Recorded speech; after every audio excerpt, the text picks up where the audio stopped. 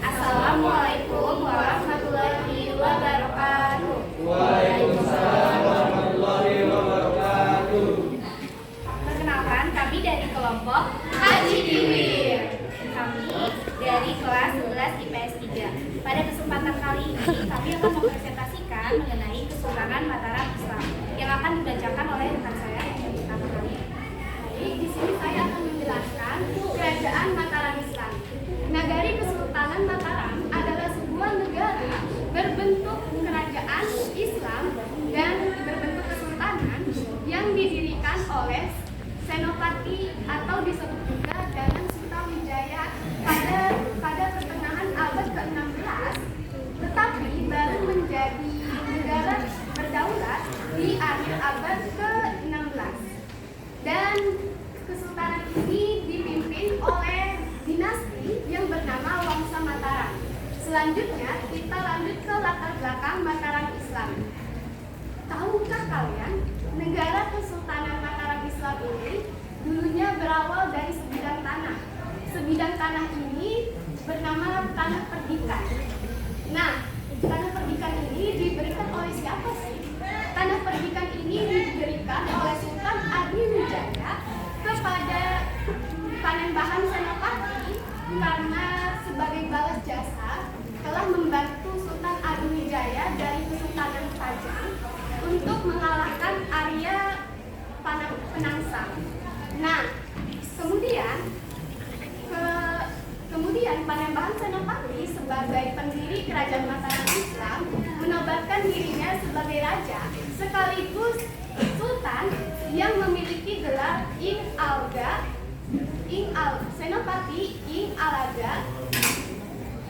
Alaga Panatagama. Kemudian dilanjut oleh rekan saya. Selanjutnya ada lokasi Mataram Islam. Kerajaan Mataram Islam berlokasi di Alas Mentau atau yang biasa disebut Yogyakarta, berpusat di Yogyakarta dan berpindah ke Surakarta. Selanjutnya ada tataran kota Kerajaan Mataram Islam. Tataran kota Kerajaan Mataram Islam utamanya kota gede, memiliki tataran kota yang mengikuti dengan konsep kota Islam, yaitu masjid sebagai pusat kota, lalu istana sebagai pusat pemerintahan, dan pasar sebagai pusat perekonomian. Selanjutnya dari Bapak saya. Jadi, untuk kehidupan sosial, budaya, dan ekonomi Kesultanan Mataram Islam, yang pertama, kehidupan sosial. Kehidupan sosial Kesultanan Mataram Islam masih bercorak feodal, di mana anggota kerajaannya masih menjadi tuan tanah dan masyarakat biasa hanya menjadi penggarap. Lalu, untuk kehidupan budayanya, pada masa itu berkembang pesat seni sastra, terus seni lukis, ada juga bangunan, dan muncul juga budaya kejawen yang mana akulturasi dari budaya Jawa, Hindu, Buddha, dan juga Islam. Untuk kehidupan perekonomiannya pada masa itu, Kesultanan Mataram Islam bertumpu pada sektor agraris dan juga maritim. Untuk barang-barang yang dijual ada beras, kapas, gula, kelapa, dan juga palawija. Dan dilanjut oleh rekan saya. Saya akan melanjutkan kerajaan-kerajaan Mataram Islam. Nah, yang pertama itu ada Panembahan Senopati. Panembahan Senopati itu adalah raja pendiri dari kerajaan Mataram Islam. Lalu ada Prabu Hanyokroati, lalu ada Raden Mas Darajat, Raden Mas Sutina, Raden Mas Suryadi, sama Raden Hanyokroati. Lalu dilanjut dengan Selanjutnya itu ada Puncak Kejayaan. Puncak Kejayaan itu berada pada masa kepemimpinan Raden Mas Ramsang dengan gelar Sultan Agung Hanyokrokusumo pada tahun 1613 sampai 1645. Dengan hasil kemasannya ini dapat menghasilkan menyatunya Pulau Jawa dengan sekitarnya. Selanjutnya ada hubungan Kesultanan Mataram dengan Turki Otonom. Hubungan Kesultanan Mataram dengan Turki Otonom ini dapat dibuktikan dengan adanya bendera dan juga Masjid Agung Mihrab yang berbentuk bulan sabit, lalu di atasnya terdapat stempel Utsmani yaitu Tudra. Selanjutnya dilanjut oleh Kajar. Untuk sistem pemerintahan Kerajaan Mataram Islam ini sendiri menganut sistem Dewa Raja, di mana kekuasaan tertinggi itu berasal dari Sultan. Dan untuk perperangan sudah tercatat beberapa kali, namun kelompok kami memilih untuk memasukkan 2. Perang yang pertama itu perang dengan VOC. Saat Mataram ingin menguasai Banten, mereka bersitegang dengan pihak Belanda karena telah lebih dulu singgah pada Banten. Namun hal ini tidak membuat Sultan Agung tidak patah semangat dan terus berjuang melawan pihak Belanda untuk memperebutkan Banten. Lalu perang yang kedua itu ada perang dengan Surabaya, di mana Surabaya ini dan Mataram bersitegang untuk memperebutkan daerah Jawa Timur dan juga Jawa Tengah. Sehingga pada akhirnya pada tahun 1625 Surabaya menyerah, dan pada tahun 1743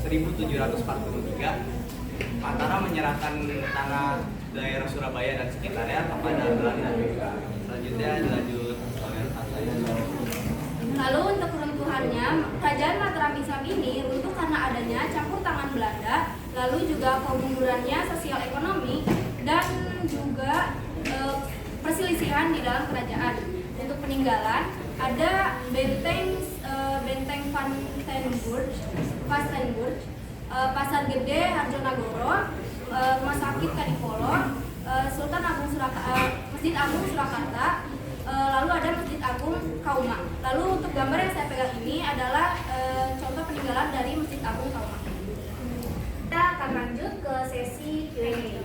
Jadi kita bakal kasih kesempatan untuk kakak-kakak di sini nanya 3 pertanyaan, dan setelah itu kita juga bakal kasih 3 pertanyaan. Untuk yang bisa jawab nanti ada giftnya. Tapi nanya deh. Silakan yang mau bertanya. Saya ingin bertanya, sebelumnya perkenalkan saya Bayi Para Pemuda. Jadi tadi kelompok kan membahas tentang Kerajaan Mataram ya? Saya ingin bertanya, sebenarnya yang simpel aja. Jadi nama raja yang terkenal dari Kesultanan Mataram itu apa sih? Baik, terima kasih kepada Kak Raffi yang sudah bertanya.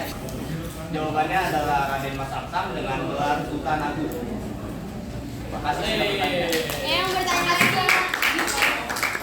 Udah nggak usah. Mau yang biasa aja?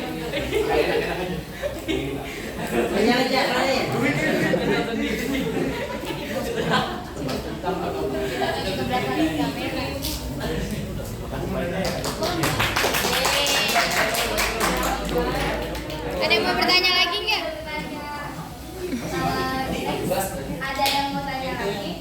Masih ada lagi sama-sama ini Kak?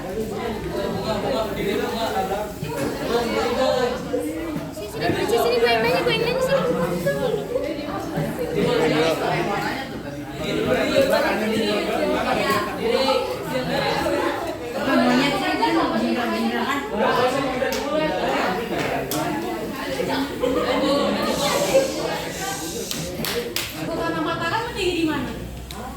Baik, terima kasih sudah bertanya. Ibu kota kerajaan Mataram itu ada di kota Gede, tapi juga pernah berpindah ke kota Surakarta. Terima kasih sudah bertanya. Kemudian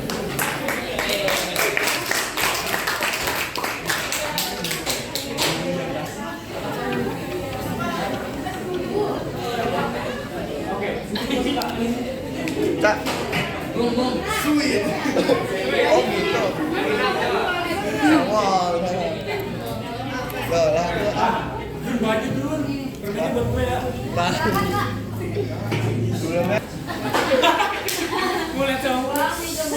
Sebelumnya saya ingin memperkenalkan diri. Saya dengan Satrio. Saya izin bertanya, pada tahun keberapa Kesultanan Mataram berdiri? Sekian dari saya. baik, terima kasih Kak Junet sudah bertanya.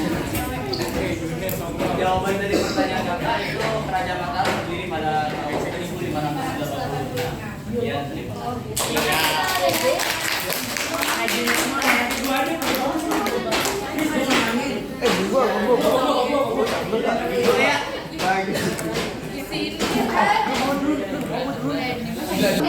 Next ya Kak, sekarang kita yang baca pertanyaan.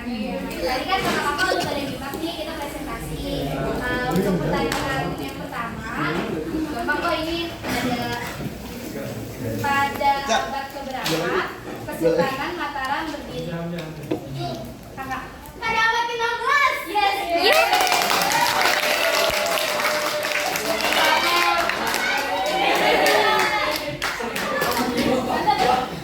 Gua. Jadi perusahaan Islam. Panca.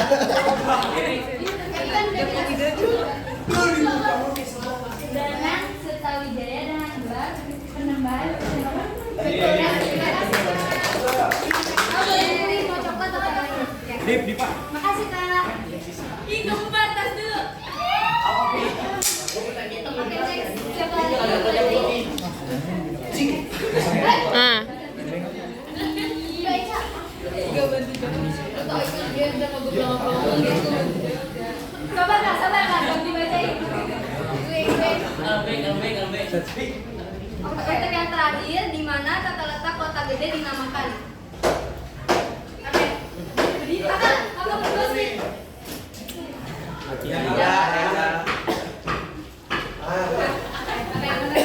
Jawabannya segitiga emas. Kasih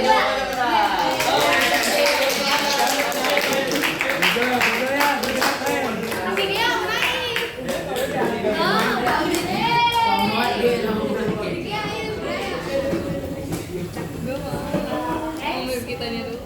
Karena tadi di awal kita lupa untuk memperkenalkan diri masing-masing, jadi sebelum penutupan kita bakal memperkenalkan diri dulu.